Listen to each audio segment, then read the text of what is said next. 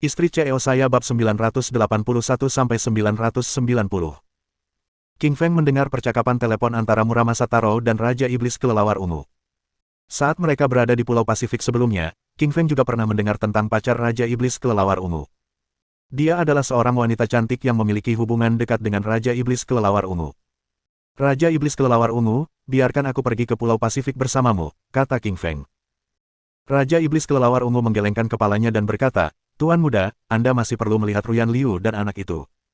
Anda tidak perlu ikut dengan saya. Tidak apa-apa jika Raja Iblis Api saja yang ikut dengan saya. King Feng mengangguk dan menyetujui saran Raja Iblis Kelelawar Ungu. Raja Iblis Api adalah petarung alam roh bumi, bahkan lebih kuat dari King Feng. Dia pasti bisa menyelamatkan pacar Raja Iblis Kelelawar Ungu. King Feng tahu bahwa waktu itu penting. Ia berkata, Raja Iblis Api, pergilah bersama Raja Iblis Kelelawar Ungu ke Pulau Pasifik dan selamatkan Li Yingwang. Petik 2. Jangan khawatir, tak seorang pun akan sebanding denganku jika aku bertindak, kata Raja Iblis Api dengan bangga. Harus diakui, Raja Iblis Api memiliki sikap paling arogan di antara 10 Raja Iblis, hampir menyaingi arogansi King Feng. Ia sama sekali tidak mempedulikan lawan-lawannya. Namun, dia juga tahu bahwa waktu itu penting. Raja Iblis Api segera turun dari mobil dan berjalan bersama Raja Iblis Kelelawar Ungu menuju bandara. Sebelum pergi ke rumah sakit, King Feng memandangi kepergian mereka. Ia tahu Li Yingwang seharusnya baik-baik saja dengan Raja Iblis Api di sana. Di rumah sakit, di dalam bangsal. Ruyan Liu duduk di tempat tidur dan menonton berita. Ia melihat berita bahwa pesawat tanda pagar 747 jatuh. Dilaporkan bahwa tidak ada korban selamat yang ditemukan setelah beberapa hari penyelidikan, dan semua orang di pesawat telah meninggal dunia. Air mata Ruyan Liu mengalir deras ketika mendengar bahwa tidak ada yang selamat. Ia telah menangis berkali-kali selama beberapa hari terakhir, meratapi nasibnya. Ia teringat kembali semua kenangan masa lalunya bersama pria itu. Mereka telah melewati begitu banyak kesulitan untuk akhirnya bersatu, tetapi kini, King Feng telah meninggalkannya. Ruyan Liu pernah memikirkan tentang kematian tetapi dia menemukan keberanian untuk terus hidup ketika dia melihat bayinya. Bayi itu adalah anak dari keluarga Li, dan Ruyan Liu ingin membesarkannya hingga dewasa. Kak, jangan menangis lagi. Bagaimana kalau kakak sakit, kata Jiao Jiao Liu cemas sambil mengerutkan kening. Hatinya juga sakit melihat air mata kakaknya. Sejujurnya, Jiao Jiao Liu juga menangis beberapa kali beberapa hari terakhir ini. Namun, ia hanya menangis ketika berada di toilet di luar rumah sakit. Ia juga memiliki perasaan terhadap King Feng, tetapi ia tidak bisa membiarkan adiknya tahu. Jiao Jiao, kakak iparmu begitu kuat. Bagaimana mungkin dia mati? Kakak, pesawatnya meledak. Sekuat apapun kakak ipar, dia tidak bisa terbang. Jiao Jiao, aku memintamu untuk menyelidiki penyebab meledaknya pesawat itu. Apa kau menemukan sesuatu? Tanya Ruyan Liu. Ruyan Liu memiliki kecurigaan tentang kecelakaan pesawat tersebut. Ia menduga ada yang membajak pesawat dan menyebabkannya meledak. Ia menduga semua ini adalah konspirasi. Harus diakui, IQ Ruyan Liu sangat tinggi. Ia mampu menganalisis kejadian kecelakaan pesawat dari siaran berita sederhana. Sungguh mengesankan. Secerca amarah muncul di wajah Jiao Jiao Liu ketika mendengar tentang kecelakaan itu. Ia berkata, Kak, dari jaringan keluarga Liu, ledakan itu diatur oleh Liga Dewa Langit Benua Macan. Liga Dewa Langit. Ruyan Liu menyipitkan matanya. Tentu saja, ia pernah mendengar tentang Liga Dewa Langit sebelumnya, karena mereka adalah kekuatan super utama di Benua Macan. Jiao Jiao Liu, pergi dan beritahu keluarga Liu untuk menghentikan semua kemitraan dengan Liga Dewa Langit. Berikan hadiah 100 miliar yuan untuk kepala pemimpin Liga Dewa Langit. Keluarga Liu adalah salah satu dari 4 keluarga besar di kota Jing, dan saat ini ia bertanggung jawab atas semua operasional perusahaan. Karena itu, ia memiliki wewenang untuk memutus semua hubungan dengan Liga Dewa Langit dan memberikan hadiah bagi kepala pemimpin mereka. Jiao Jiao Liu mengangguk dan berkata, baiklah adik, aku akan melakukannya sekarang juga. Jiao Jiao Liu bergegas keluar dari bangsal dan mulai menghubungi anggota keluarga Liu. Tok tok tok. Derap langkah kaki terdengar sebelum seorang dokter pria memasuki bangsal. Dokter pria itu bukan sosok biasa. Namanya Yang Liu, dan ia adalah wakil direktur rumah sakit. Yang Liu telah lama memperhatikan si cantik, Ruyan Liu. Ia mulai berniat mendekatinya ketika melihat pacarnya tidak datang dan merawatnya bahkan setelah ia melahirkan. Nona Liu, di mana pacarmu? Tanya Yang Liu sambil berjalan ke sisi Ruyan Liu. Ruyan Liu melirik wakil direktur rumah sakit dan berkata dengan ringan, dia berada di pesawat tanda pagar 747 yang baru saja meledak di berita. Yang Liu tertegun sejenak. Tentu saja, ia juga telah mendengar berita ledakan pesawat. Ia juga tahu bahwa semua orang di pesawat diduga tewas, dan tidak ada yang selamat bahkan setelah beberapa hari. Kemudian, keterkejutannya berubah menjadi kebahagiaan. Yang Liu berpikir, pacar si cantik telah meninggal. Apakah itu berarti dia punya kesempatan? Nona Liu, orang mati tidak bisa dibangkitkan, tapi bayinya butuh seorang ayah. Anda bisa mempertimbangkan saya. Saya tidak keberatan Anda punya anak. Yang Liu membenci anak-anak. Terlebih lagi, bayi itu bukan anaknya, tetapi demi memenangkan hati Ruyan Liu, ia berkata bahwa ia menyukai anak-anak. Kilatan ketidaksukaan muncul di mata Ruyan Liu.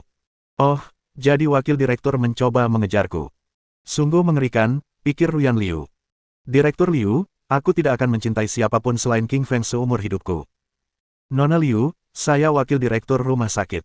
Saya berpengaruh dan memiliki latar belakang yang kuat. Anda bisa mempertimbangkan saran saya. Wakil direktur Liu, saya ulangi. Silakan pergi. Saya perlu istirahat, kata Ruyan Liu dingin dengan nada tidak senang. Orang ini seperti permen karet yang lengket dan tidak mau melepaskannya. Hal ini membuatnya sangat kesal. Yang Liu tidak pergi. Ia terus berkata, aku tidak akan pergi kecuali kamu mau jadi pacarku. King Feng akhirnya tiba di bangsal rumah sakit setelah melakukan perjalanan selama 30 menit dan dia berhasil menangkap kata-kata Yang Liu saat dia berjalan menuju kamar. Sialan, beraninya kau mencoba merebut wanitaku. Kau ingin wanitaku jadi pacarmu. Pikir King Feng dengan marah. Ledakan. King Feng menendang pintu hingga terbuka dan berjalan dengan marah ke dalam ruangan. Tendangannya menyebabkan keributan yang keras, mengejutkan Ruyan Liu dan Yang Liu. Mata Ruyan Liu dipenuhi rasa tidak percaya ketika melihat King Feng. Ia pikir ia sedang bermimpi. Untuk memastikan itu bukan mimpi, Ruyan Liu mencubit dirinya sendiri. Hanya rasa sakit yang menyengat yang bisa meyakinkannya bahwa apa yang terjadi itu nyata. Wuih! Air mata Ruyan Liu menetes di wajahnya.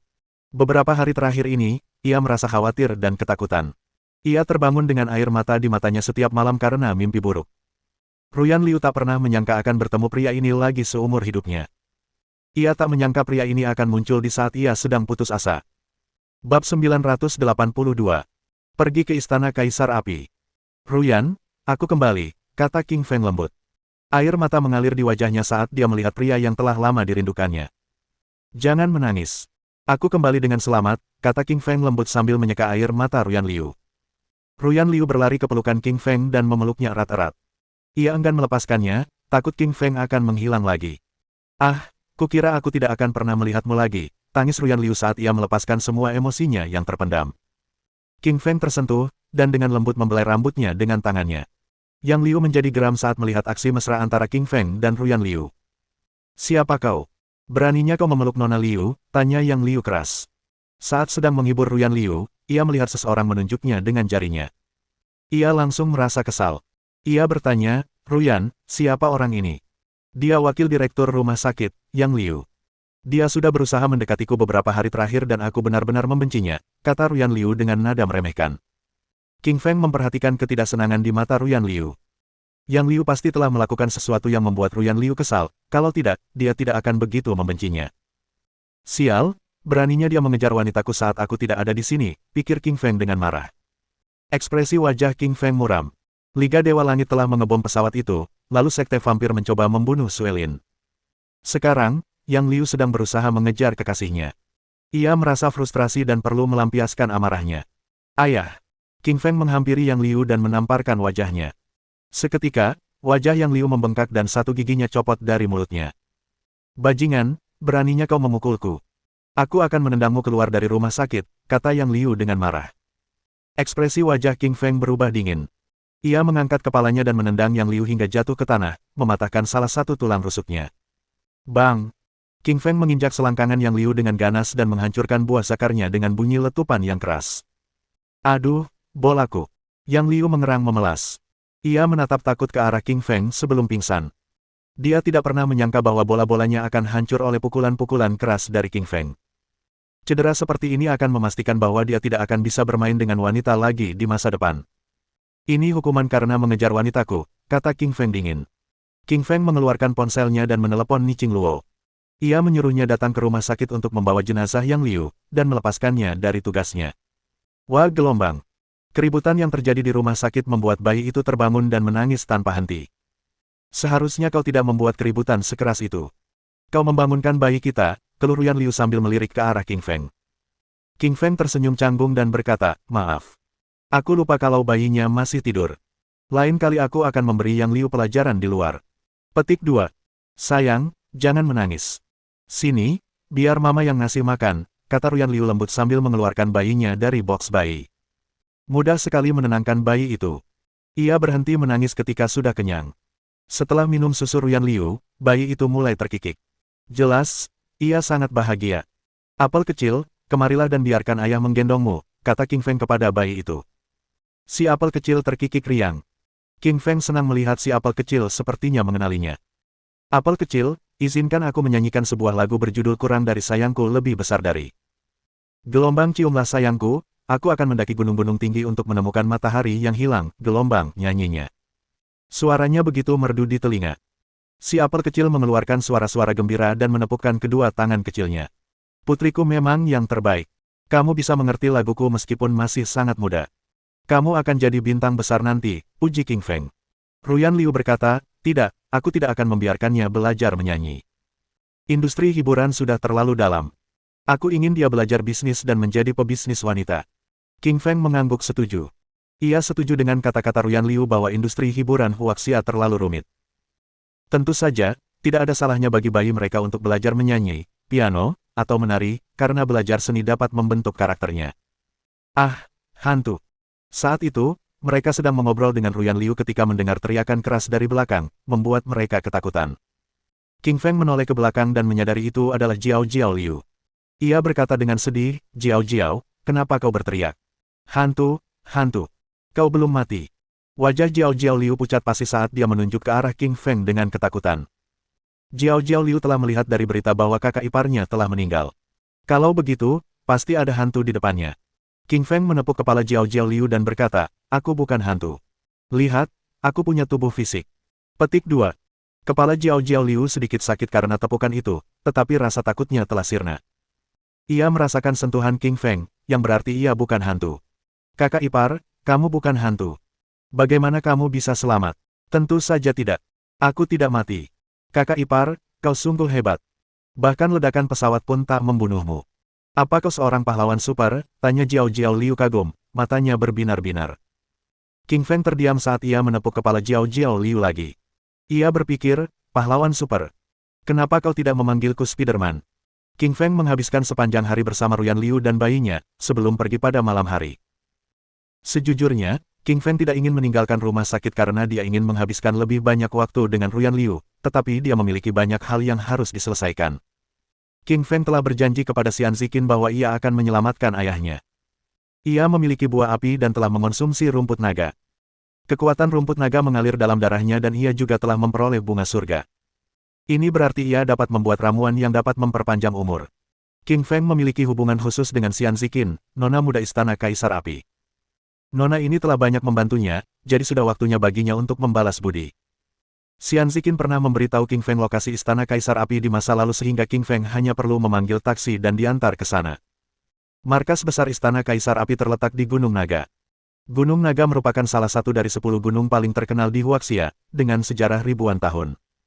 Itu bukan satu gunung tinggi, melainkan sebuah lembah pegunungan yang terdiri dari 10 gunung tinggi. Lembah pegunungan itu dipenuhi lava, pepohonan purba, tanaman merambat, dan tumbuhan. King Feng mengikuti arahan yang diberikan Xian Ziqin dan berhasil menemukan istana Kaisar Api. Namun, ia menyadari ada yang tidak beres ketika tiba di istana Kaisar Api. Kenapa ada bau darah segar di sini? King Feng mengerutkan kening dengan bingung. Bab 983. Krisis Istana Kaisar yang berapi-api. King Feng mencium bau darah dari istana Kaisar Api. Bau itu hanya akan muncul ketika ada orang mati atau terluka. Pasti terjadi sesuatu di istana Kaisar Api. Ekspresi wajah King Feng berubah ketika ia menyadari sesuatu yang buruk pasti sedang terjadi. Cincin gelombang. King Feng mengeluarkan ponselnya dan menghubungi nomor Qin Xianzi. Yang mengejutkannya, tidak ada yang mengangkat telepon, membuat kekhawatirannya semakin dalam. King Feng berjalan menuju bagian dalam istana Kaisar Api. Wajah Xian Ziqin pucat pasi dan ada sedikit darah di sudut mulutnya. Ia baru saja diserang secara diam-diam dan menderita luka serius. Hao Qin, sebagai tetua istana Kaisar Api, bagaimana mungkin kau bersekongkol dengan paviliun pedang untuk mendapatkan posisi pemimpin sekte? Tanya Xian Ziqin dengan geram. Xian Ziqin, posisi pemimpin sekte seharusnya milikku, tetapi guru kita bias dan memberikan posisi itu kepada ayahmu. Aku hanya ingin mendapatkan kembali apa yang seharusnya menjadi milikku sejak awal, kata Hao Qin dingin sambil mengerutkan kening. Hao Qin, ayahku terluka parah. Dia hanya punya waktu 1 bulan untuk hidup. Jika kau menginginkan posisi pemimpin sekte, dia akan memberikannya padamu. Mengapa kau bersekongkol dengan Paviliun Pedang, yang jelas-jelas punya niat jahat, tanya Xian Ziqin sambil melirik anggota Paviliun Pedang dengan tatapan jijik. Anggota Paviliun Pedang adalah seorang tetua berambut putih bersih dan mengenakan pakaian hijau. Ia adalah tetua ketiga Paviliun Pedang yang kuat. Hao Qin tersenyum dingin dan berkata dengan nada meremehkan, Xian Ziqin, siapa yang kau coba tipu? Bahkan jika ayahmu meninggal, dia akan menyerahkan jabatan itu kepadamu.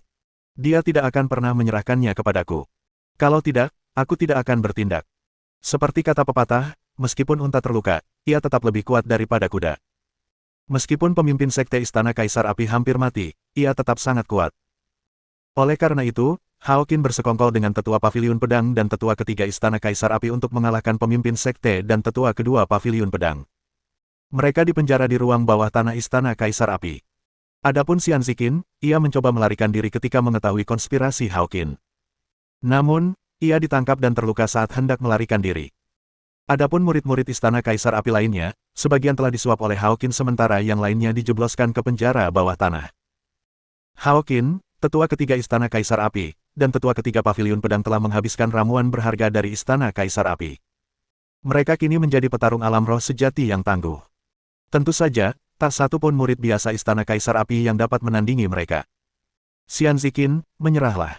Aku bisa meninggalkanmu dengan mayat utuh, kata Hao Qin dingin sambil berjalan menuju Xian Ziqin. Dalam mimpimu, aku tidak akan pernah menyerah, kata Xian Ziqin.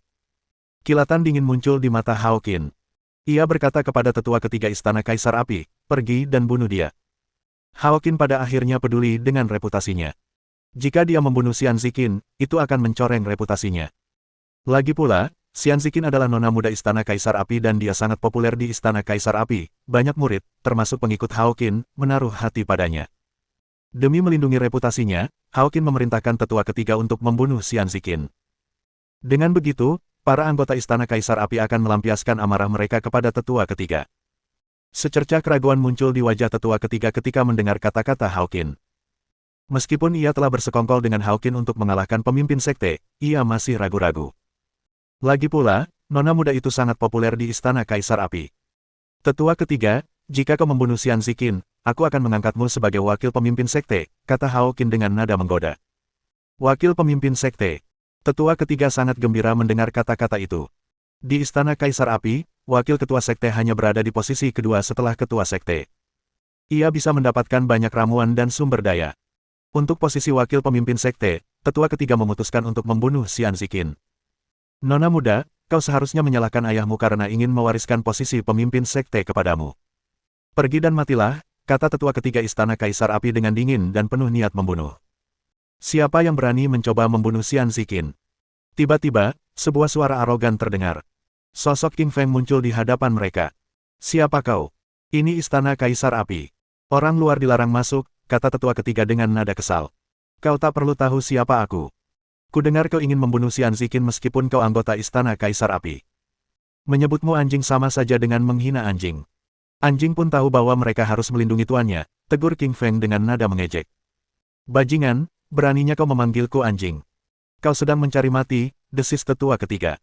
Sebagai tetua ketiga Istana Kaisar Api, ia terbiasa dihormati kemanapun ia pergi. Tentu saja, ia sangat marah setelah dihina oleh King Feng. Anjing tua, datanglah untuk menemui ajalmu, kata King Feng dengan arogan sambil menunjuk ke arah tetua ketiga. 7 tinju kuning, gumam tetua ketiga. Tiba-tiba ia mengayunkan tinju kanannya ke depan, membentuk gumpalan energi berbentuk tinju kuning raksasa. Ia lalu menghantamkan tinjunya dengan ganas ke arah King Feng. Tinju 7 kuning adalah teknik kultivasi tingkat menengah. Di seluruh Istana Kaisar Api, hanya pemimpin sekte dan para tetua yang bisa mempraktikkan teknik ini. Tidak ada orang lain yang bisa mengaksesnya. Dia telah menguasai 7 tinju kuning dan membentuk 7 tinju raksasa di ruang di depannya. Saking kuatnya, tinju-tinju itu menembus udara saat melesat menuju King Feng, menciptakan pusaran arus angin. Tinju neraka cekik, raung King Feng sambil meninju ke depan. Sebuah gunung raksasa muncul di depan tinjunya dan menghantam 7 tinju kuning. Ledakan. 7 tinju dari Seven Yellow Fist langsung dihancurkan oleh salah satu Strangle Hellfist milik King Feng dan menghilang dari udara. Seven Yellow Fist tidak sebanding dengan Strangle Hellfist, sebuah bukti kekuatan teknik King Feng. Kaca. Tinju neraka pencekik merobek ruang dan mendarat dengan keras di tubuh tetua ketiga. Seketika, tulang rusuknya patah dan ia jatuh ke tanah. Wajahnya memucat mengerikan dan darah mengucur dari mulutnya.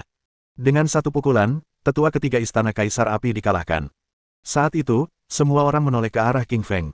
Mata mereka dipenuhi rasa tak percaya. Kekuatan King Feng sungguh di luar dugaan siapapun. Nona Qin, kamu baik-baik saja? Li King Feng bertanya pada Xian Ziqin. Aku baik-baik saja, tapi kenapa kau di sini? Tanya Xian Ziqin lembut. Wajahnya yang sedikit memerah kembali. Aku di sini untuk membuat ramuan pemanjang umur untuk ayahmu. Tapi, aku mencium bau darah dari luar, jadi aku bergegas, jelas King Feng. Qin Xianzi tersentuh.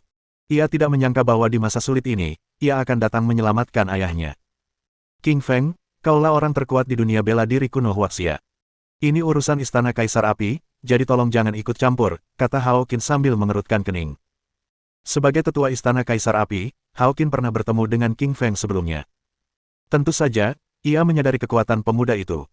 Ia telah mengalahkan banyak orang di dunia bela diri kuno Huaxia, dan ia tidak ingin membuatnya marah. Bab 984. Memahami teknik pedang ketiga. King Feng menatap Hao Qin dengan ringan dan berkata dengan dingin, kau bilang aku tidak boleh ikut campur karena ini urusan internal Istana Kaisar Api, tapi kau malah bersekongkol dengan anggota Paviliun Pedang. Petik 2. Ekspresi Hao Qin berubah ketika mendengar kata-kata King Feng. Ia tidak bisa berkata apa-apa karena ia memang bersekongkol dengan Paviliun Pedang. Adapun alasan mengapa dia bersekongkol dengan Paviliun Pedang, alasannya sangat sederhana. Dia tidak bisa mengalahkan pemimpin sekte Istana Kaisar Api sendirian, jadi dia meminta bantuan dari faksi lain. Saat menyebut sektenya, pemimpin ketiga Paviliun Pedang berkata dengan nada meremehkan, King Feng, jangan berpikir kau tak terkalahkan hanya karena kau mengalahkan tetua ketiga Istana Kaisar Api. Kau tak bisa membayangkan kekuatan Paviliun Pedang. Paviliun Pedang. King Feng tersenyum dingin dengan nada meremehkan. Dia telah membunuh cukup banyak anggota Paviliun Pedang. Oh ya, King Feng pernah membunuh tetua ketiga Paviliun Pedang. Sepertinya tetua ketiga Paviliun Pedang ini baru saja diangkat, kalau tidak, dia pasti sudah mendengar nama King Feng. Sejujurnya, Paviliun Pedang tidak ada apa-apanya di mataku. Jika kau membuatku marah, aku juga akan menghancurkanmu, kata King Feng sambil tersenyum dingin. Ya, Paviliun Pedang memang kuat, mereka adalah kekuatan kelas atas Huaxia, dan didukung oleh para praktisi kultivasi. Namun, King Feng tetap tidak takut pada mereka.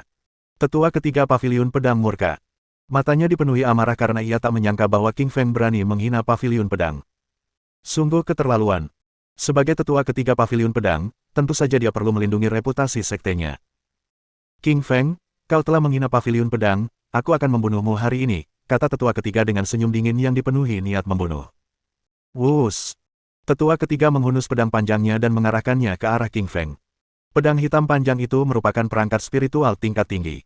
Teknik pedang pusaran, gumam tetua ketiga sambil menghunus pedangnya. Pedang itu berubah menjadi pusaran hitam yang membelah udara saat melesat menuju King Feng. Teknik pedang pusaran angin sangat kuat. Teknik itu bisa membentuk badai baja yang akan mengiris lawannya menjadi potongan-potongan yang tak terhitung jumlahnya. Mata King Feng berbinar saat dia melihat pusaran angin yang tak terhitung jumlahnya di langit, berputar seperti tornado dan mengandung kekuatan yang sangat besar. Dari pusaran angin tersebut, tiba-tiba, King Feng mendapatkan inspirasi untuk memahami serangan ketiga. Teknik ledakan vulkanik mirip dengan pusaran angin ini, hanya saja lebih kuat karena lava yang keluar dari gunung berapi. Harus diakui, King Feng adalah pembelajar yang cepat. Ia berhasil menemukan petunjuk untuk memahami teknik ledakan vulkanik dari teknik pedang pusaran. Seperti kata pepatah, kita selalu bisa belajar dari orang lain. Tak peduli apakah orang itu kawan atau lawan, selalu ada hal yang bisa dipelajari dari mereka. Terima kasih telah membantuku memahami teknik pedang. Sebagai tanda hormat, aku akan mencoba kekuatan teknik pedang ketiga padamu, kata King Feng dengan sungguh-sungguh. Ledakan gunung berapi, gumam King Feng. Pedang di tangannya tiba-tiba berubah menjadi ledakan gunung berapi yang dahsyat dan dahsyat. Ledakan. Kedua teknik pedang itu bertabrakan dengan suara dentuman keras.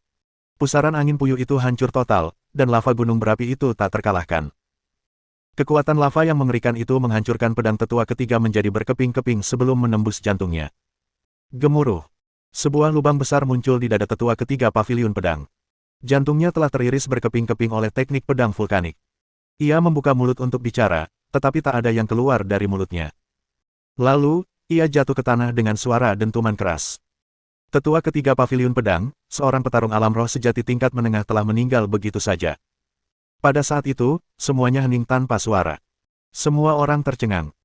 Mungkin keberuntunganlah yang membuat King Feng berhasil mengalahkan tetua ketiga Istana Kaisar Api, tetapi sangat mengerikan bahwa ia mampu mengalahkan tetua ketiga Paviliun Pedang dengan satu serangan pedangnya. Seperti yang diharapkan dari senjata tingkat roh tingkat puncak. Serangan ketiga teknik pedang vulkanik sungguh dahsyat, kata King Feng bersemangat. Dia baru saja melepaskan segel tingkat kedua pedang vulkanik, tetapi segel itu sudah sangat kuat. Jika ketiga tingkat dilepaskan, pasti akan lebih kuat lagi. Ekspresi Hao Qin berubah muram. Ia menatap King Feng dengan emosi yang bercampur aduk dan ketakutan di matanya. King Feng terlalu kuat, dia begitu kuat sehingga bahkan sang tetua pun takut.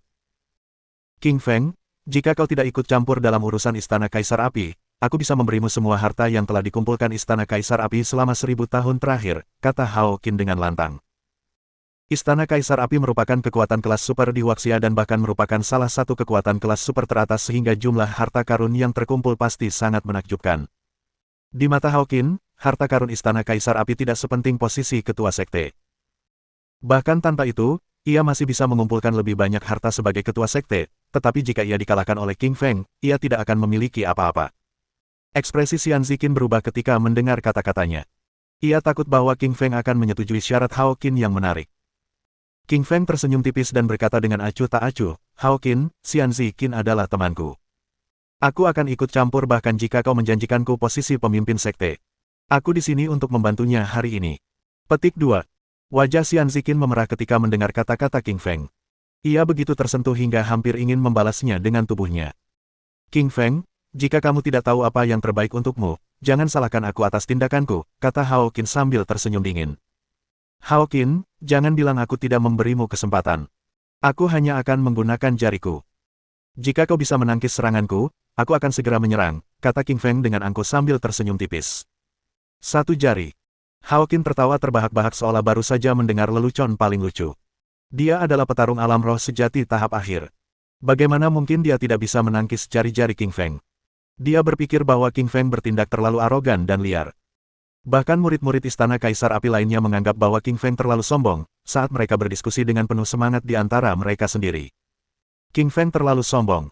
Sekuat apapun dia, bagaimana mungkin dia bisa mengalahkan tetua agung hanya dengan satu serangan? Ya, tetua pertama adalah petarung alam roh sejati tahap akhir. Aku yakin bahkan King Feng pun tak mampu mencapainya. Aku juga tidak percaya kata-katanya. Kurasa dia sedang membual. Orang-orang di sekitarnya berdiskusi dengan penuh semangat, dengan ketidakpercayaan di mata mereka. Sekilas kekhawatiran muncul di wajah menawan Xian Ziqin. Ia berkata, King Feng, meskipun tetua itu jahat, dia sangat kuat. Apa kau yakin bisa mengalahkannya hanya dengan satu jari? Nona Qin, biar aku koreksi diri. Aku tidak akan mengalahkannya, aku akan membunuhnya dengan jari, kata King Feng ringan. Xian Ziqin mengedipkan mata menawannya. Ia sedikit terdiam. Ia juga merasa bahwa King Feng terlalu arogan lagi. Namun, intuisinya mengatakan bahwa kata-kata King Feng memang benar. Mungkin, ia benar-benar bisa mengalahkan tetua itu hanya dengan satu jari. Bab 985. Satu jari membelah semuanya. King Feng Li, kau terlalu sombong berpikir untuk membunuhku hanya dengan satu jari. Bahkan ketua sekte Istana Kaisar Api pun tak berani mengaku mampu melakukannya. Hao Qin tersenyum dingin dengan sedikit rasa jijik di matanya. Sebagai tetua pertama Istana Kaisar Api, ia luar biasa kuat dan memiliki kultivasi tahap akhir alam roh sejati. Karena itu, ia merasa diremehkan ketika mendengar kata-kata Li King Feng. Hal terpenting bagi seorang kultivator adalah wajah mereka, yaitu martabat, dan apa yang diklaim oleh King Feng Li sama saja dengan memandang rendah dirinya. King Feng Li sedang bermain api. Beraninya dia menghina tetua pertama kita. Benar, aku yakin tetua pertama akan memotong-motong King Feng menjadi beberapa bagian. Kita pengikut tetua pertama, jadi semuanya akan menjadi milik kita. Tetua pertama akan memberi kita hadiah setelah dia mengalahkan Li King Feng dan merebut posisi pemimpin sekte. Para kultivator di dekatnya berdiskusi dengan sengit, memandang Li King Feng dengan jijik. Mereka jelas berada di pihak tetua pertama, menaruh kepercayaan buta mereka padanya untuk mengalahkan rintangan terakhir dalam perjalanan mereka merebut Istana Kaisar Api. Ledakan. Penatua pertama memancarkan aura kuat yang hanya mungkin dimiliki seseorang di tahap akhir alam roh sejati. Seluruh alam semesta bergetar hebat, dan para murid di sekitarnya mundur selangkah dengan wajah memucat. Jari Kaisar berapi, teriak tetua pertama dengan murka, seakan ingin melampiaskan semua amarahnya dengan teriakan nyaring ini. Kilatan cahaya hijau memancar keluar dari tubuh Hawkin, mengandung kekuatan dahsyat dan merobek ruang sambil melesat menuju King Feng. Ini adalah teknik unik teratas dari Istana Kaisar Api, yang luar biasa kuat dan juga mampu berevolusi. Hanya kepala istana dan Xian Ziqin yang berhak mempelajari teknik unik semacam ini sebelumnya, tetapi tetua pertama berhasil merebut teknik kultivasi tersebut setelah dia mengalahkan dan menjebak kepala istana. Hati-hati, Li Qingfeng. Jurus jari ini sangat kuat dan bahkan bisa membuat lubang besar di tubuh. Wajah cantik Xian Ziqin berubah, dan ia bergegas memperingatkannya. Karena Xian Ziqin pernah mempelajari teknik unik ini, dia pasti tahu betapa kuatnya teknik ini, dan dengan saripati vital di dalam tubuhnya, satu serangan saja dapat mengandung sejumlah besar energi dan membuat lubang besar di tubuh King Feng. Namun, Li Qingfeng tersenyum tipis kepada Qin Xianzi, mengatakan bahwa tidak perlu khawatir. Jika tetua pertama berani menyerangnya dengan teknik jari ini, itu sama saja dengan seekor semut yang pamer di depan seekor gajah. Tetua pertama memiliki pendapat yang berlebihan tentang kemampuannya sendiri. Tidak diragukan lagi bahwa King Feng Li mampu menggunakan jari sang penakluk, sebuah teknik jari tak terkalahkan yang diajarkan oleh sang penakluk. Ketika seseorang menguasai keterampilan jari ke-9 dari jari sang penakluk, ia akan mampu meledakkan planet hanya dengan satu tusukan. Tentu saja, sejauh ini, King Feng Li baru mempelajari keterampilan jari pertama, tetapi itu sudah lebih dari cukup baginya untuk menghadapi tetua pertama. Satu jari membelah segalanya. Li Qingshan mengulurkan jari telunjuk kanannya, memadatkan energi esensi vital dari meridian di dalam tubuh ini dan mengumpulkannya ke ujung jarinya. Meskipun cahaya hijau dari teknik satu jari membelah semua tampak sama dengan teknik jari Kaisar Api, teknik sebelumnya jauh lebih kuat dan lebih dahsyat. Ledakan. Cahaya hijau dari jari penakluk melesat ke arah jari Kaisar Api, dan langsung menghancurkannya hingga tak bersisa. Hampir seketika, jari sang penakluk berubah menjadi bilah pisau tajam berwarna hijau, menembus tubuh tetua pertama secepat kilat. Klik. Tubuh tetua pertama terbelah dua, matanya perlahan dipenuhi kengerian. Sebelum ajalnya, ia hanya berpikir, bagaimana mungkin jari penakluk ini begitu kuat. Tetua pertama Istana Kaisar Api, seorang master alam roh sejati tahap akhir, telah meninggal. Kematian tetua pertama telah menimbulkan sensasi hebat di antara kerumunan yang berkumpul karena ia terbelah dua oleh gerakan jari pertama King Feng Li, bahkan tidak perlu menggunakan serangan kedua. Terlalu kuat, King Feng Li sebenarnya terlalu kuat. Benar, kan? Li Qingfeng benar-benar orang terkuat yang pernah kutemui, bahkan lebih kuat daripada kepala istana. Kita sudah tamat, kita adalah pengikut tetua pertama dan sekarang tetua pertama sudah meninggal, kita juga sudah tamat. Para murid di sekitar saling bertukar pendapat, dan beberapa dari mereka, anak buah Hawkin, mulai panik. Beberapa murid tiba-tiba berlutut dan mulai bersujud sambil memohon dengan ngeri, "Nona muda, kami mohon ampun. Kami buta dan seharusnya tidak mengikuti tetua pertama. Nona Qin, apa yang harus kita lakukan dengan orang-orang ini?" Li Qingshan berbalik dan bertanya pada Xian Ziqin. "Bunuh saja mereka, merekalah yang tadi berniat membunuhku." "Aku tidak bisa memaafkan mereka," kata Xian Ziqin dengan ekspresi acuh tak acuh. Li Qingfeng mengangguk ketika mendengar kata-kata ini. Dia juga sangat membenci pengkhianat. Li Qingfeng mengeluarkan pedang api merah dan menebaskannya ke arah para murid di belakang tetua pertama.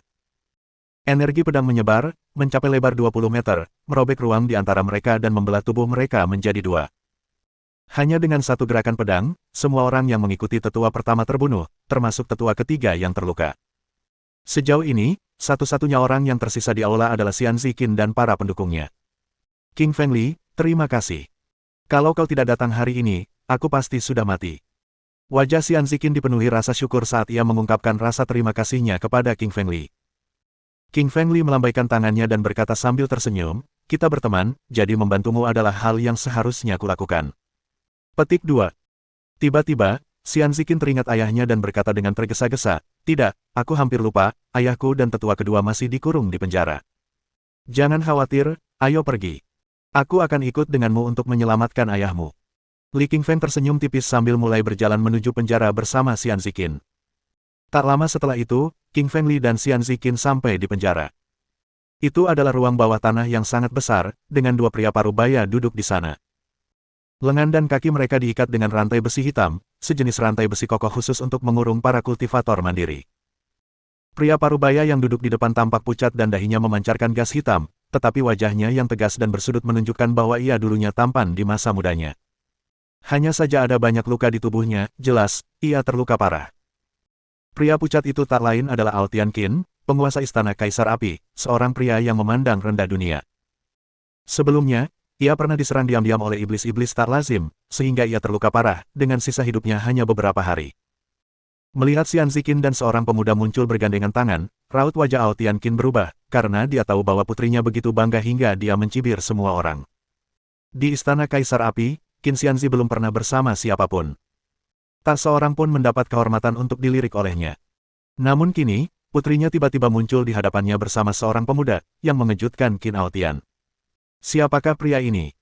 Ayah, kami datang untuk menyelamatkanmu. Karena tidak menyadari ayahnya mendapat kejutan, Xian Ziqin menghampirinya dan berkata dengan penuh semangat.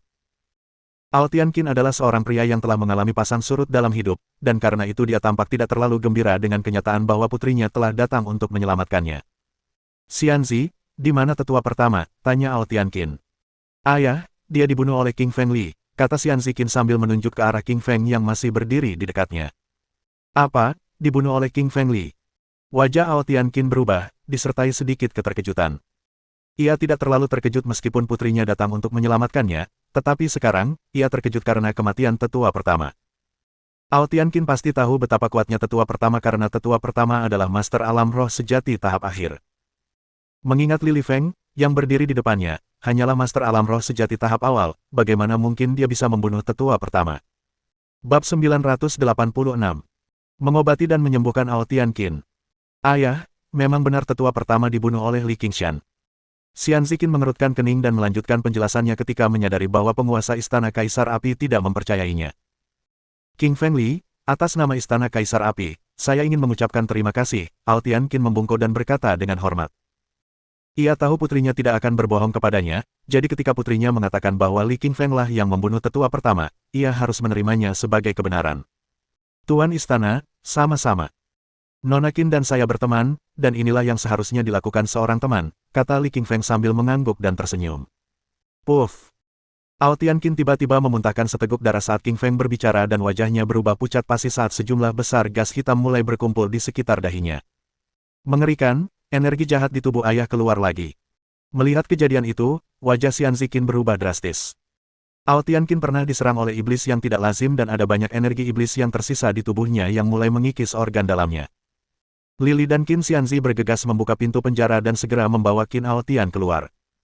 Tidak bijaksana untuk tetap di sana karena penjara gelap dan lembab, yang dapat memperburuk kondisinya. Li Qingfeng membawa Ao Tianqin keluar ruangan dan memeriksa denyut nadinya. Ia mendapati denyut nadinya lemah, berdetak sangat lambat, dan energi iblis telah merasuki seluruh tubuhnya.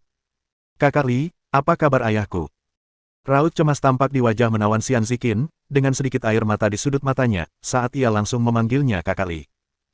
Li Qingfeng mengerutkan kening dan berkata, organ-organ dalamnya telah terkikis oleh energi iblis dan dia terluka parah.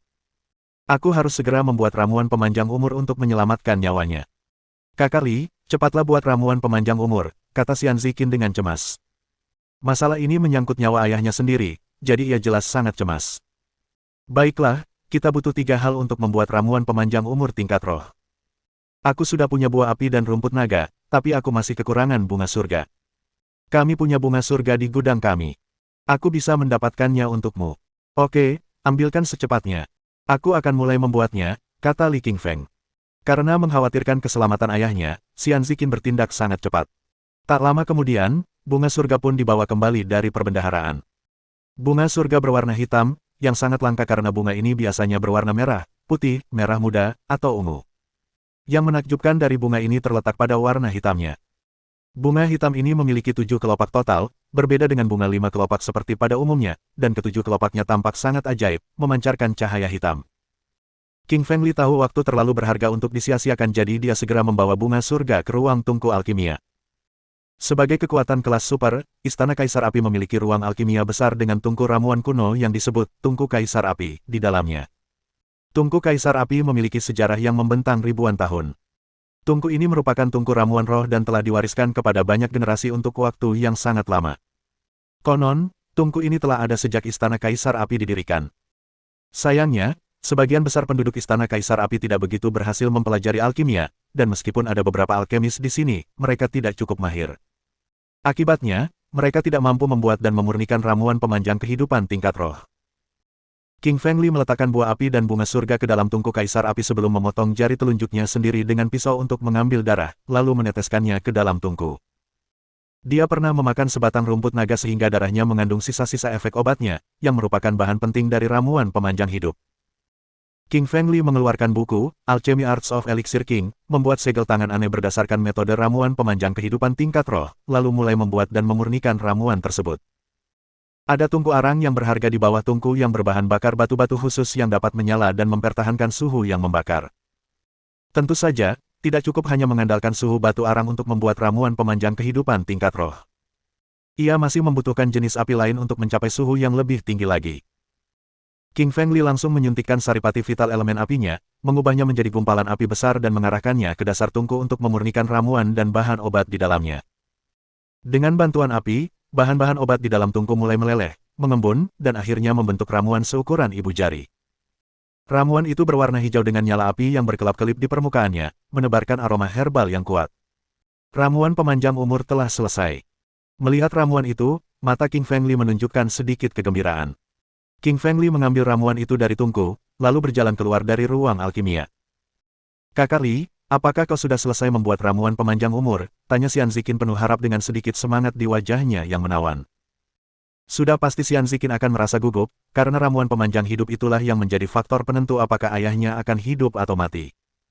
King Feng Li mengangguk dan berkata, "Selesai." Petik 2. Mendengar pernyataan Li King Feng, wajah Qin Xianzi yang cemas tampak sedikit gembira. Saking gembiranya, ia langsung mencium Li King Feng dengan memegang wajahnya. Bibir Xianzi Qin lembut, manis, harum, dan halus, yang sangat nyaman untuk dicium. King Feng Li sebenarnya ingin memeluk dan mencium Xian Ziqin lebih lama lagi, tetapi dia harus mengurungkan niatnya saat memikirkan ayahnya yang sedang menunggu mereka. Li King Feng masuk ke kamar sambil membawa ramuan pemanjang umur. Qin Aotian terbaring di tempat tidur karena kehilangan kesadaran sesaat setelah dibawa keluar dari penjara. Gas hitam telah menutupi seluruh wajah dan tubuhnya, menandakan organ dalamnya telah terkikis. Wajah King Feng Li berubah, dan dia bergegas mengambil ramuan pemanjang hidup, dengan cepat memasukkannya ke mulut Aotian Qin. Begitu ramuan itu masuk ke mulut Aotian Qin, ia berubah menjadi aliran hangat, menyehatkan tubuhnya dengan khasiat yang kuat dan menghilangkan semua gas hitam dari tubuhnya setelah beberapa saat. Tidak ada keraguan mengenai kemanjuran ramuan pemanjang kehidupan tingkat roh karena begitu kuatnya sehingga hanya butuh sekejap untuk membersihkan semua gas hitam. Aotian Qin perlahan membuka matanya dan ragu-ragu bertanya, "Apakah aku mati?" Dia tahu betapa seriusnya cederanya karena dia dilukai oleh iblis atipikal yang sangat kuat, meninggalkan energi iblis korosif yang kuat di tubuhnya. "Ayah, jangan bicara omong kosong. Ayah belum mati." King Feng telah membuat ramuan pemanjang hidup tingkat roh untuk menghilangkan energi jahat di tubuh ayah, dan ayah sudah diobati, kata Xian Ziqin. "Ramuan untuk memperpanjang hidup." Wajah Aotian Qin berubah, dan kilatan keterkejutan muncul di matanya. Ia adalah penguasa istana Kaisar Api, jadi ia pasti tahu nilai dari ramuan pemanjang kehidupan tingkat roh, ramuan yang hanya bisa dibuat oleh Raja Eliksir. Apakah ini King Feng Li, seorang Raja Eliksir? Saat memikirkan kemungkinan itu, wajah Aotian Qin berubah, karena ia merasa hal itu lebih mengejutkan daripada fakta bahwa tetua pertama dibunuh oleh King Feng. Raja Eliksir sangat langka, karena hanya sedikit orang yang bisa memperoleh gelar itu karena mereka harus memiliki bakat luar biasa dalam alkimia. "Apakah kau seorang Raja Eliksir?" tanya Aotian Qin dengan ekspresi terkejut. Lili mengangguk setuju. Mengingat ia telah memperoleh seni alkimia Raja Eliksir dan kini juga menciptakan ramuan pemanjang kehidupan tingkat roh, ia telah menjadi Raja Eliksir dalam arti tertentu. Seperti kata pepatah, setiap generasi baru melampaui generasi sebelumnya. Memang benar bahwa pemuda zaman sekarang harus dihormati. Aotian Qin menatap King Feng Li dengan sorot mata penuh pujian. Aotian Qin tidak mengerti mengapa putrinya memegang tangan King Feng Li sekarang, tetapi dia mulai menyadari bahwa King Feng Li adalah seorang jenius, dan seorang jenius yang setidak normal seperti iblis, yang populer di kalangan wanita. Bab 987. Terobosan ke tahap tengah alam roh sejati. Li Feng menggelengkan kepalanya dan tersenyum tipis menanggapi pujian Aotian Qin. Meracik ramuan pemanjang kehidupan tingkat roh tidaklah sulit baginya. Setelah banyak upaya persuasi, Aotian Qin berhasil menyeret Lili ke ruang harta karun Istana Kaisar Api untuk menunjukkan rasa terima kasihnya.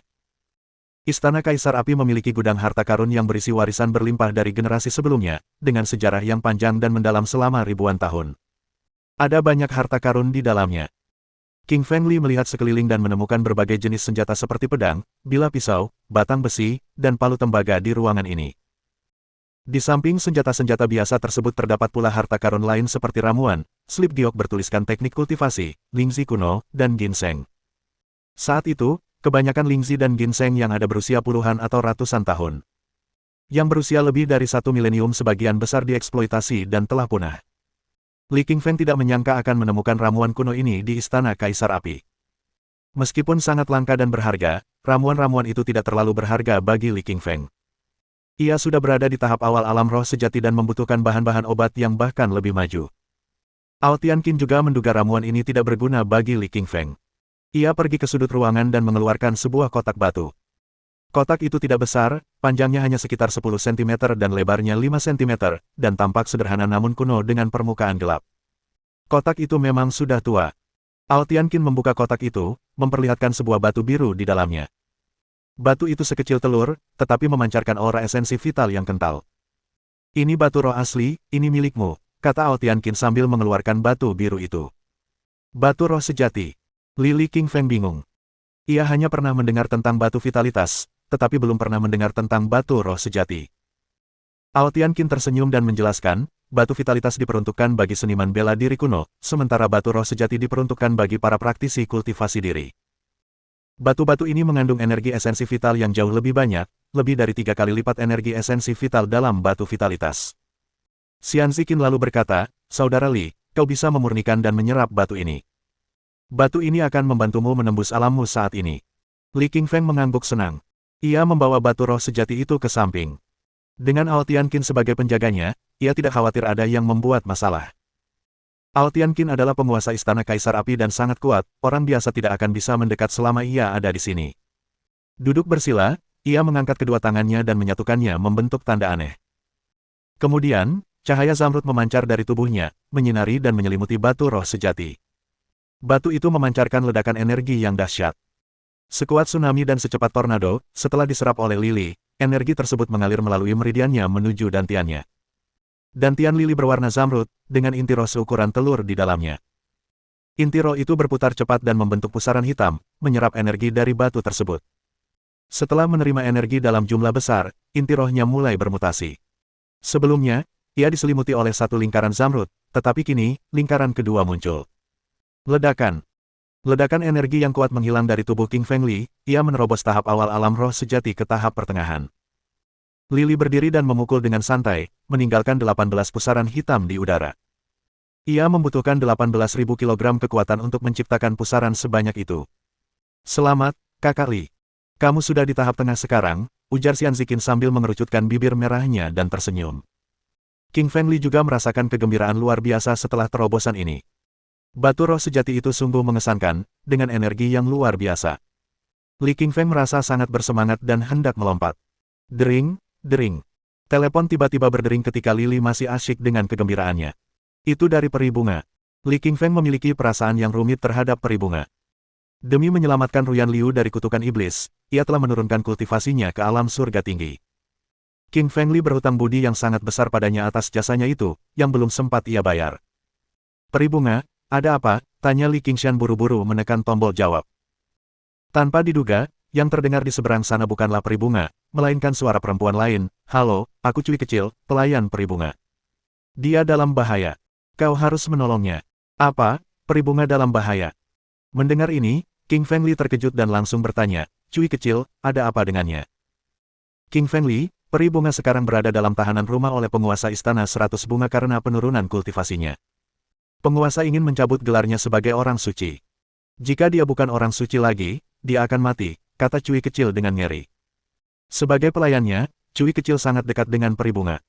Tentu saja, ia ingin peri bunga tetap menyandang gelar saintes, jadi ia teringat pada Li Qingfeng. Cui kecil pernah bertemu dengan Qingfeng Li sebelumnya, di Pulau Gelap bersama peri bunga, dan dia tahu bahwa dia adalah master tingkat tertinggi.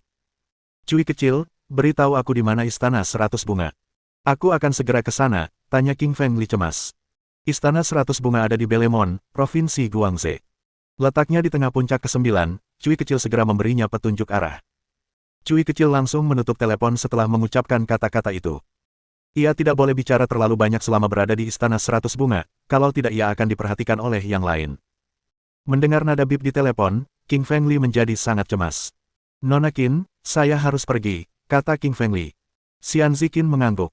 Dia mendengar apa yang dikatakan Cui kecil di telepon. Dia kenal peri bunga dan pernah bertarung bersamanya. Saudara Li, ini adalah zirah Kaisar Api, sebuah alat pertahanan spiritual duniawi. Pakailah, kata Xian Ziqin sambil mengeluarkan zirah kuning dan berkata kepada Li Qingfeng. Zirah Kaisar Api ini sangat berharga, merupakan salah satu harta paling berharga di Istana Kaisar Api, bahkan lebih penting daripada batu roh asli. Namun, ia tetap mengeluarkannya untuk Lili, karena ia tahu betapa kuatnya penduduk Istana 100 Bunga. Terima kasih. Sampai jumpa, kata Li Qingfeng sambil menerima dan berterima kasih atas baju zirahnya, lalu bergegas pergi. Provinsi Guangzhou sangat jauh sehingga King Feng Li membeli tiket dan naik pesawat. Meskipun perjalanannya jauh, King Feng Li tiba di Provinsi Guangzhou dalam waktu 3 jam. Provinsi Guangzhou adalah provinsi besar di Tiongkok, dengan populasi puluhan juta jiwa. Banyak orang bekerja di berbagai perusahaan di sini, dan terdapat banyak gunung dan sungai yang megah. Belemon adalah gunung tertinggi dan termegah di Provinsi Guangzhou, terdiri dari lebih dari 10 puncak. Li Qingfeng bergegas ke sana dan mulai mendaki puncak ke-9 Belemon. Bab 988. Pergi ke Istana 100 Bunga. Sebagai pegunungan paling terkenal di Provinsi Guangzhou, Belemon sangat tinggi dan megah dengan segala jenis bebatuan terjal, pohon-pohon kuno, berbagai tanaman dan tanaman merambat, dan bahkan banyak binatang buas dan monster di atasnya. Saat berjalan melewati puncak dan lembah, Lili melihat mata hijau di mana-mana dalam bayangan, dengan cahaya merah haus darah bersinar darinya. Ia menyimpulkan bahwa itu adalah mata binatang iblis. Di antara hewan-hewan tersebut terdapat beberapa harimau sisik api, macan tutul puncak hijau, dan serigala tepi angin. Hewan-hewan raksasa ini panjangnya setidaknya 4 atau 5 meter, bahkan ada yang mencapai lebih dari 10 meter. Salah satu harimau bersisik api melihat King Feng Li datang dan melompat ke arahnya dengan mulut terbuka lebar, mencoba menggigit lehernya dengan taring putihnya yang tajam. King Feng Li menghunus pedang api merahnya dan menggunakannya untuk memancarkan energi pedang yang kuat saat ia membelah udara untuk bertahan melawan harimau itu. King Feng Li memutar pergelangan tangannya dan pedang itu melesat di udara, menebas kepala harimau itu. Guci! Kepala harimau itu terlepas dari lehernya, darah muncrat kemana-mana, dan tubuhnya terlempar melewati King Feng dan jatuh ke tanah. Dengan satu gerakan, King Feng Li membunuh harimau bersisik api yang kuat ini. Setelah melihat betapa kuatnya King Feng Li, binatang buas lainnya sangat ketakutan dan melarikan diri seperti kelinci. King Feng Li bahkan tidak memeriksa tubuh harimau itu saat dia berjalan ke kedalaman gunung. Istana 100 Bunga berada di puncak ke-9, tetapi saat ini ia baru berada di puncak pertama. Perjalanan masih panjang. Lili melangkah ke udara dan bergerak maju bagai sambaran petir. Semua binatang buas yang ditemuinya di sepanjang jalan dengan mudah dipenggal oleh pedangnya. Ketika mencapai puncak ke-8, ia bertemu dengan seekor binatang iblis yang perkasa. Itu adalah ular boa raksasa, panjangnya lebih dari 10 meter, dengan sisik hitam tajam seukuran mangkuk yang menutupi seluruh tubuhnya, bersinar dengan cahaya gelap. Ular boa ini adalah binatang iblis di alam roh sejati, yang dapat berbicara bahasa manusia. Ia berkata kepada Li Qingfeng, ini adalah wilayah Istana 100 Bunga. Orang luar dilarang masuk. King Feng Li mencibir sedikit, aku mencari peri bunga, tolong biarkan aku masuk. Petik 2. Mendengar nama peri bunga, ular boa hitam itu tampak terkejut. Ia tidak menyangka pemuda ini tahu nama itu. Peri bunga adalah saintes dari Istana 100 Bunga, yang sangat sulit dipahami di dunia persilatan, tidak banyak yang diketahui tentang faksi ini. Pastilah, Li Qingfeng belum pernah ke sini sebelumnya karena mereka juga tidak memiliki kesan apapun tentangnya. Li Feng tidak lagi memperhatikan ular boa itu dan terus maju. Melihat Li Feng mengabaikannya, ular boa itu menjadi marah. Mengusir. Ular boa itu mengibaskan ekornya yang panjang, merobek udara dengan suara melengking yang tajam, dan menghantamkannya ke kepala King Feng Li. Pukulan ini sangat kuat, membawa kekuatan puluhan ribu kilogram. Pukulan itu pasti bisa menghancurkan orang biasa menjadi lumpur. Namun, Lili bukan orang biasa. Ia adalah seorang praktisi kultivasi yang hebat.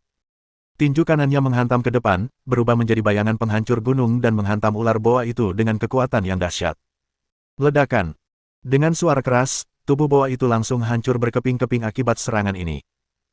Serpihan darahnya beterbangan dan jatuh kemana-mana, menutupi ladang bagaikan tetesan air hujan. Sebuah bola hitam jatuh dari atas dan Lili menangkapnya dengan tangan kanannya. Bola hitam itu sedikit lebih besar dari telur, dengan esensi vital yang sangat besar di dalamnya. Inilah inti iblis ular boa tersebut. Inti setan merupakan bagian terpenting dari binatang setan karena di dalamnya terkandung seluruh hakikat binatang tersebut. Lili menyerap energi esensi vital, langsung mengambil esensi dari inti dan mengubahnya menjadi energinya sendiri. Kekuatannya pun sedikit meningkat. Setelah membunuh ular boa itu, King Feng tidak tinggal diam dan segera berlari ke puncak berikutnya, karena peri bunga masih menunggunya. King Feng Li bergerak cepat karena tidak ada lagi binatang iblis yang berani menyerangnya karena mereka semua ngeri dengan kematian ular boa raksasa itu. Setelah beberapa saat, King Feng Li mencapai puncak ke-9, yang merupakan markas besar Istana 100 Bunga. Lili melihat sekeliling dan mendapati Istana 100 Bunga terletak di lereng gunung. Bangunannya sangat besar, terbuat dari lempengan marmer putih, dengan batu bata hijau, ubin biru, atap kaca, dan gerbang merah tua. Secara keseluruhan, istana itu tampak megah bak istana kerajaan kuno. Ada dua wanita yang menjaga gerbang. King Feng memperhatikan bahwa mereka berdua memiliki wajah yang lembut dan cantik, kulit seputih salju, dan rambut hitam panjang yang tergerai hingga pinggang. Meski tampak cantik, mereka memiliki ekspresi dingin, tampak acuh tak acuh dan tidak mudah didekati. Melihat Li King Feng, si cantik jangkung di sebelah kiri mengerutkan kening dan berkata dengan dingin, "Berhenti. Orang luar dilarang masuk." "Aku sedang mencari peri bunga," kata King Feng Li sambil tersenyum ringan dan menjelaskan maksudnya. "Hanya ada wanita di istana. Orang luar tidak diizinkan masuk, terutama pria." "Silakan pergi," kata wanita cantik jangkung di sebelah kiri, tatapannya tampak dingin dan arogan. Menyadari kesombongan itu, Lily tidak berkata apa-apa lagi. Ia malah melangkah masuk ke gerbang. Melihat King Feng Li mengabaikan peringatannya, si cantik menghunus pedang putihnya dan menebas ke arah King Feng Li. Retakan. Bang! King Feng Li segera mengulurkan tangan kirinya dan menjatuhkan kedua pengawal wanita itu. Lagi pula, mereka berasal dari Istana 100 Bunga dan King Feng Li masih berutang budi pada peri bunga, jadi dia tidak membunuh mereka. King Feng Li mengeluarkan telepon dan menghubungi Little Cui, memberitahunya bahwa dia ada di depan istana. Cui kecil terkejut dan kaget setelah menyadari bahwa King Feng Li tiba dalam waktu yang begitu singkat. Cui kecil tahu ini darurat, jadi ia bergegas ke gerbang depan tanpa menunda. Cui kecil adalah seorang gadis berusia sekitar 18 tahun dan merupakan pelayan sekaligus sahabat peri bunga. Ia tampak manis dengan wajah yang halus, kulit putih, dan tubuh yang ramping. Cui kecil tertegun ketika melihat dua penjaga tak sadarkan diri dengan mata berkedip-kedip. Dia tahu kedua penjaga ini adalah jagoan, tetapi mereka begitu mudah dikalahkan oleh Li King Feng. Ini berarti Li King Feng bahkan lebih kuat dari mereka. "Cui kecil, di mana peri bunga?" tanya Li King Feng. Ia datang jauh-jauh ke sini untuk menyelamatkannya, jadi ia harus memahami situasinya. Dia dikurung di salah satu ruang tahanan. "Aku akan mengantarmu ke sana." Cui kecil mengangguk dan menuntun King Feng Li ke halaman Istana 100 Bunga. Bab 989. Bertemu peri bunga. Cui kecil diam-diam membawa King Feng Li ke dalam Istana 100 Bunga, tetapi mereka segera bertemu dengan gadis lain. Gadis ini berusia sekitar 20 tahun dan mengenakan gaun hijau yang membuatnya tampak sehalus pohon willow. Ia sedang memegang secangkir teh yang dibawanya untuk kepala istana ketika ia melihat Cui kecil. Tentu saja, ia mengenal Cui kecil, pelayan peri bunga yang paling setia. Namun, sejak peri bunga dikurung, Cui kecil kehilangan dukungannya dan kehilangan gengsinya di dalam sekte. Gadis cantik itu mengibaskan rambutnya ke belakang dan bertanya dengan angkuh, "Cui kecil, kamu mau pergi kemana?" Cui kecil memucat dan mulai merasa gugup setelah mendengar kata-kata gadis itu. Ia paling takut bertemu seseorang yang dikenalnya di saat seperti ini. Cui kecil tergagap dan tidak bisa berkata apa-apa, wajahnya menjadi pucat dan keringat dingin mulai menetes dari dahinya. Gadis kecil yang lembut itu mencibir setelah melihat Cui kecil menjadi begitu gugup. Cui kecil sangat bangga dan pernah memperlakukannya dengan angkuh di masa lalu, jadi dia tidak pernah menyangka Cui kecil akan begitu takut padanya. Tiba-tiba, dia melihat pria di samping Little Cui, King Feng Li. Hanya ada perempuan di Istana 100 Bunga, sama sekali tidak ada laki-laki. Cui kecil bertindak sangat berani membawa seorang laki-laki ke Istana 100 Bunga. Gadis itu menunjukkan tatapan tajam, dan berkata dengan nada dingin, "Cui kecil, laki-laki tidak diizinkan masuk ke Istana 100 Bunga. Beraninya kau membawa satu ke sini. Kau mau mati." Cui kecil benar-benar ketakutan mendengar ancamannya, tahu bahwa hal terburuk baru saja terjadi. Jika ada yang ketahuan membawa seorang pria ke istana, ia akan mendapat masalah serius. Dari percakapan mereka, Li menyadari masalahnya. Sebelum gadis itu sempat bereaksi, ia mengangkat tangan kanannya dan, secepat kilat, memukul bagian belakang kepalanya hingga pingsan. Melihat gadis itu pingsan, Cui kecil menepuk dadanya dan menarik napas panjang, "Aku takut sekali. Untungnya, kau berhasil membuatnya pingsan. Kalau kita ditemukan yang lain, kita pasti celaka." Li King Feng sedikit terhibur olehnya. Ia mengalihkan pandangannya ke Cui kecil dan berkata, "Jangan buang waktu, bawa aku ke peri bunga." Cui kecil dengan cepat merangkak dengan langkah kecil menuju ruang operasi. Ruang kurungan terletak di sudut timur laut istana dan merupakan ruangan tertutup yang dijaga oleh dua wanita cantik dan ramping. Harus diakui, semua wanita di istana 100 bunga memang cantik. Setiap wanita yang ditemui Lily di perjalanan memang menarik. Namun, kecantikan mereka semua kalah oleh kecantikan peri bunga. Adapun dua orang yang ada di depan ruangan itu, mereka tidak hanya memiliki wajah yang cantik tetapi juga memancarkan aura yang kuat dari tubuh mereka. Tahap awal alam roh sejati. Lily menatap mereka dan merasa cukup terkejut. Ia tak pernah menyangka peri bunga akan dijaga oleh beberapa orang di alam roh sejati. Sepertinya istana 100 bunga menganggap peri bunga sangat serius. Kedua penjaga terkejut melihat Lily. Mereka pasti tidak akan terkejut melihat panda raksasa di istana 100 bunga dibandingkan seorang manusia. Meskipun King Fengli tampan dan menarik, mereka tetap memutuskan untuk mengalahkannya terlebih dahulu dan bertanya kemudian. Para wanita di sebelah kiri menyerang lebih dulu, melengkungkan tangan kanannya seperti cakar dan meraih pergelangan tangan Lily. Ia ingin menangkap dan menaklukkannya dengan cepat. Itu adalah serangan cepat yang meninggalkan bayangan saat menembus udara, tetapi tidak terlalu mengancam bagi King Fengli. King Fengli membalikkan tangan kanannya dan bergerak lebih cepat darinya, menangkap pergelangan tangan wanita itu dengan satu genggaman dan menekankan jari telunjuk kanannya pada titik meridiannya. Celepuk. Para wanita itu jatuh ke tanah, tak mampu bergerak atau mengucapkan sepatah kata pun, meskipun matanya masih terbuka. Ia menatap takut ke arah Li Qingfeng, bertanya-tanya seberapa kuat Li Qingfeng dan mengapa ia bahkan tak mampu menahan satu serangan pun darinya. Melihatnya jatuh, wanita itu merasa tegang. Namun, sebelum ia sempat berteriak, Li Qingfeng juga menyegel titik meridiannya, membuatnya tak bisa bergerak atau berbicara di tanah. Cui kecil berdiri di sana dan menyaksikan semua ini, merasa sedikit bersemangat. Li Qingfeng benar-benar kuat, bahkan beberapa kali lebih kuat daripada terakhir kali ia melihatnya. Peri bunga pasti akan terselamatkan. Bang! Li Qingfeng mendorong pintu hingga terbuka dan masuk. Ruangan itu kecil, berukuran sekitar 10 meter persegi, tanpa tempat tidur, meja, atau kursi di lantai yang kosong. Di lantai, duduk seorang wanita membelakangi Lily. Meskipun tidak bisa melihat wajahnya, ia mengenalinya sebagai peri bunga dari sosoknya yang menawan. Mendengar pintu terbuka, peri bunga berbalik. Kali ini, wajahnya terbuka, memperlihatkan wajahnya tanpa cadar. Betapa indahnya. Mata Li Qingfeng menjadi lebih cerah. Ia telah bertemu peri bunga berkali-kali, tetapi peri bunga selalu mengenakan kerudung, membuatnya tidak dapat melihat wajahnya. Kali ini berbeda, dia akhirnya melihat wajahnya, wajah dengan kecantikan yang tak tertandingi. Wajahnya anggun bagaikan buket bunga peoni, kulitnya putih bak bunga teratai salju, bibirnya semerah ceri, matanya cemerlang bak bintang, dan bulu matanya yang tipis berkedip-kedip bagaikan dua jendela kecil, bersinar dengan cahaya yang menawan. Selain parasnya yang cantik, dia juga memiliki bentuk tubuh yang indah dan sempurna. Lily telah bertemu banyak wanita cantik. Suelin anggun, Ruyan Liu mempesona, dan Xiao Yue Zhang murni, tetapi peri bunga memiliki semua kualitas mereka. Peri bunga dikenal sebagai wanita tercantik nomor 1 di dunia seni bela diri kuno, dan ia memang pantas mendapatkannya. Li Qingfeng berusaha keras untuk menahan kekagumannya. Melihat kedatangan Lily, mata peri bunga yang cerah menunjukkan keterkejutannya dan mulutnya sedikit terbuka. Ia tak pernah menyangka Lily akan muncul di ruang kurungan istana 100 bunga. King Fengli menyadari keterkejutannya sebelum tersenyum dan berkata, "Flower Fairy, sudah lama sekali." Petik 2. Peri bunga merasakan emosi yang rumit. Memang, mereka sudah lama tidak bertemu. King Fengli, mengapa kamu di sini?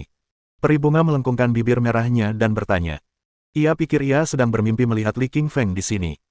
Namun, setelah mencubit dirinya sendiri dengan jari, ia menyadari bahwa itu bukan mimpi, itu benar-benar Li Qingfeng.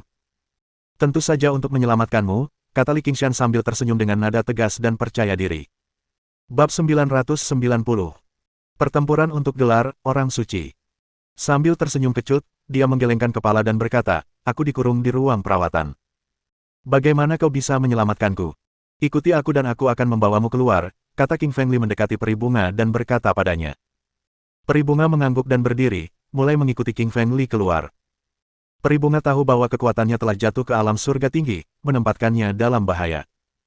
Banyak saudari senior dan juniornya menyukai gelar, Santo, dan selalu menginginkan gelar itu untuk diri mereka sendiri. Jika ia kehilangan gelar itu sekarang, nyawanya akan terancam. Peri bunga tidak ingin mati, jadi dia hanya bisa pergi bersama Li Qingfeng. Mereka baru saja keluar dari ruangan dan tiba di lobi istana 100 bunga, ketika mereka dikepung oleh sekelompok orang. Ini adalah kelompok yang terdiri dari lebih dari 20 murid perempuan, dipimpin oleh seorang wanita cantik berambut panjang.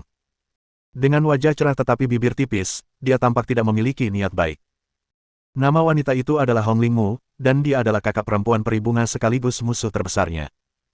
Sebelumnya, Hong Lingmu dan peri bunga pernah bertarung memperebutkan gelar saintes, namun dia kalah dalam kompetisi tersebut. Namun, kini situasinya telah berubah karena kekuatan peri bunga telah menurun drastis. Kekuatannya telah merosot hingga ke alam surga tinggi dan ia tak lagi layak menyandang gelar santa. Hong Lingmu terkekeh dingin dan berkata, "Adik junior, kamu mau kemana? Kok kamu bisa keluar dari ruang nifas?" Hong Lingmu selalu membenci adik perempuannya dan selalu berusaha menimbulkan masalah baginya. Wajah peri bunga menjadi pucat dan dia berkata, "Aku ingin keluar dari sini.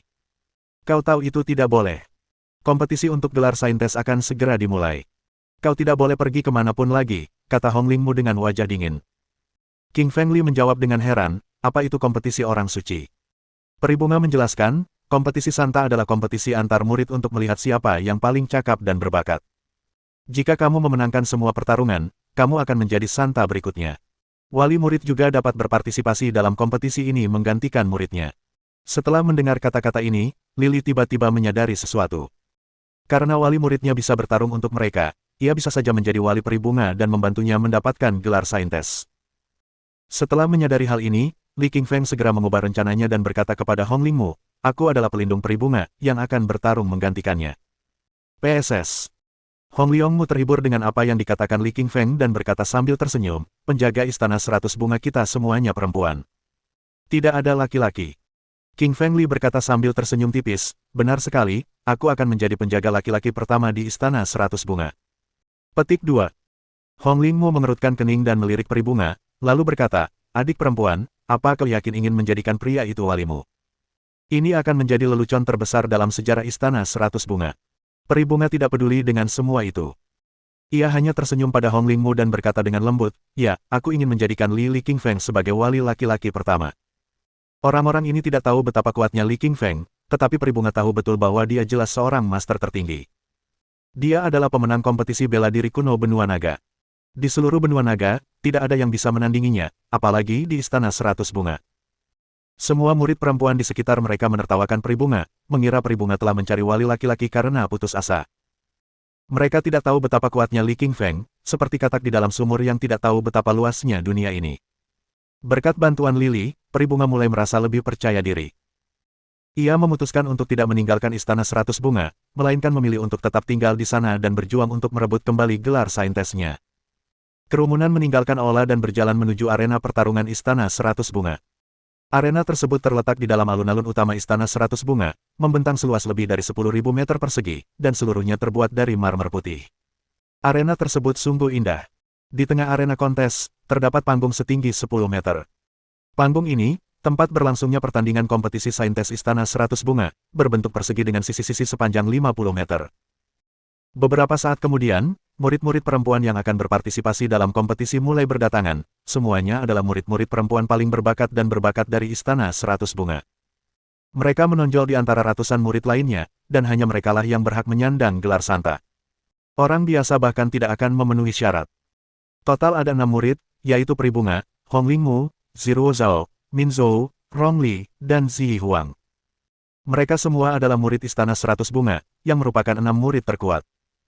Meskipun ke-6 murid perempuan di istana 100 bunga ini sangat populer dan bergengsi, saat ini, semua orang sedang menatap peri bunga. Lebih tepatnya, mereka sedang menatap pria di belakangnya, Li Qingfeng. Li Qingfeng mengerutkan kening karena ditatap oleh begitu banyak wanita. Ia merasa agak malu, terutama karena mata para wanita itu menatapnya seperti sedang menatap hewan langka. Untuk menghilangkan rasa canggung di hatinya, Lily memasang senyum menawan. Sambil tersenyum, ia berkata, "Meskipun aku tampan, kalian tidak perlu menatapku seperti ini. Apa kalian semua jatuh cinta padaku? Dasar sombong. Bajingan narsis." Semua murid perempuan mulai mengumpat dengan jijik, pria ini tidak tahu malu. Aku belum pernah melihat pria sesombong itu sebelumnya. Karena perselingkuhan King Feng Li, semua murid perempuan segera mengalihkan pandangan darinya, tidak lagi memfokuskan perhatian mereka padanya. 6 murid perempuan yang kuat duduk di 6 arah berbeda, saling memandang dengan penuh permusuhan. Karena mereka adalah pesaing, mereka semua ingin yang lain mati. Suara mendesing. Sebuah bayangan terbang melintasi langit, dan mendarat di tengah panggung. Bayangan itu segera menampakkan diri sebagai seorang wanita parubaya berwajah genit. Meskipun usianya sekitar 40-an, ia tidak memiliki kerutan, dan kulitnya sehalus gadis.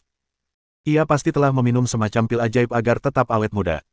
Wanita ini tak lain adalah penguasa tertinggi Istana 100 Bunga, seorang seniman bela diri kekuatan kelas super. Salam hormat kepada Tuan Istana, semua murid perempuan di sekitarnya memberi salam hormat kepadanya. Sebagai penguasa Istana 100 Bunga, seluruh rakyat memuja dan menghormatinya. Ia adalah pemimpin tertinggi mereka, sekaligus penopang mental mereka. Saat penguasa Istana 100 Bunga melihat sekeliling, wajahnya tetap tanpa ekspresi. Namun, ketika ia melihat Li Qingfeng di samping peri bunga, wajahnya berubah. Mereka terlalu mirip, sungguh terlalu mirip. Mata penguasa Istana 100 Bunga berbinar. Ia memikirkan sang penakluk, tuan ketiga keluarga Li yang dikenalnya 15 tahun lalu. Hubungannya dengan pria itu dipenuhi cinta dan benci. Sang penakluk pernah mengalahkan semua penguasa di Huaxia di 18 provinsi, menyapu bersih banyak sekali orang kuat di dunia. Banyak orang telah menyerah kepadanya. Penguasa Istana 100 Bunga dulunya adalah orang kepercayaan tuan ketiga keluarga Li, tetapi dia meninggalkannya demi wanita lain. Baru saja, saat dia melihat King Feng Li, penguasa Istana 100 Bunga melihat gambaran sang penakluk di wajah King Feng Li. Mohon dukungan dari omom ante-ante sekalian, buat subscribe atau sharekan novel Mimin ke Facebook kalian, agar channel Mimin bisa terus berkembang. Dengan begitu, Mimin bisa lebih semangat untuk up novel seru lain ke depannya. Buat teman-teman yang sudah subscribe dan sharekan novel Mimin, Mimin ucapkan terima kasih sebanyak-banyaknya.